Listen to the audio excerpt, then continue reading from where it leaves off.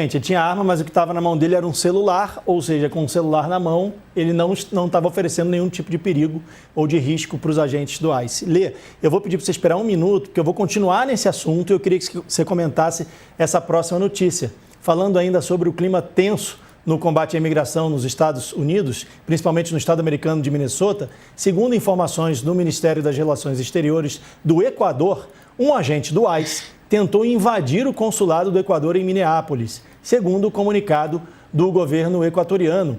Os funcionários impediram a entrada do agente para garantir a proteção dos equatorianos que estavam no prédio e ativaram protocolos de emergência. Isso foi dito pelo próprio consulado. A ministra das Relações Exteriores do Equador, Gabriela Sommerfeld, apresentou uma nota de protesto à Embaixada dos Estados Unidos no Equador, para que atos dessa natureza não se repitam em nenhuma das repartições consulares do Equador em solo norte-americano. O presidente equatoriano, Daniel Noboa, é aliado de Donald Trump e um dos primeiros chefes de Estado a ser recebido na Casa Branca no segundo governo trumpista. O ICE e o governo norte-americano ainda não se pronunciaram sobre o ocorrido. E isso que aconteceu, Letícia, já demonstra exatamente o que a Dani acabou de falar. Eles estão completamente despreparados, porque invadir um território administrado por outro país, a gente sabe como é que funciona isso, as leis internacionais, isso é um acordo de diplomacia, eles não poderiam em nenhum momento invadir o consulado ou a embaixada do Equador nos Estados Unidos, em nenhum lugar do mundo, sem autorização do próprio Equador. E aí mostra exatamente o que a Dani falou, eles estão despreparados para fazer isso, né? Leandro, quando eu olho para essa situação dos Estados Unidos, o que me vem muito à cabeça, e também é uma frase que tem se falado muito aqui em Brasília, o Trump empoderou o guarda da esquina, né? Então, porque você começa dando um poder que é absoluto, um poder totalitário para um grupo de agentes, aí podemos entrar em toda essa questão de como o ICE era uma agência muito menor anos atrás e como o Trump está derramando dinheiro no ICE, para inclusive aumentar o seu corpo efetivo e todas essas coisas que a Daniela estava colocando agora, falta de treinamento e tal, inclusive pagando para algumas pessoas, dando um dinheiro antecipado. Você vem trabalhar aqui, faz parte da agência, toma essa grana, o que estimula mais gente a entrar. Quando faz isso com uma bandeira, que a bandeira que ele tem, que é uma bandeira de ódio a imigrantes. Esse é o resumo da bandeira de Donald Trump para o público interno dele, né, para o eleitor doméstico dele. Ele vai estimulando esse tipo de maluquice que a gente está vendo acontecer de maneira escalonada.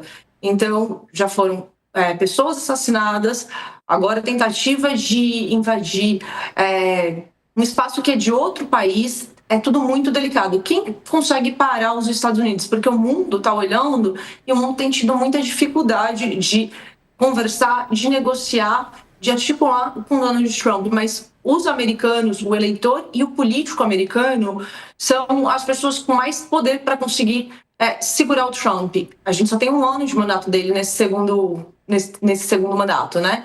Um ano da gestão Trump. Então, é assustador e, ao mesmo tempo, é importante olhar para esse movimento da população em Minnesota, dos protestos que estão começando a acontecer nas ruas dos Estados Unidos, porque o ritmo que está de opressão e em direção... O Trump está levando os Estados Unidos em direção a uma autocracia de fato. E isso está se dando numa velocidade muito rápida. As pessoas irem para as ruas faz parte desse movimento de dar uma segurada no Donald Trump. Em novembro, vai ter as midterms, a eleição de meio de mandato para as casas legislativas.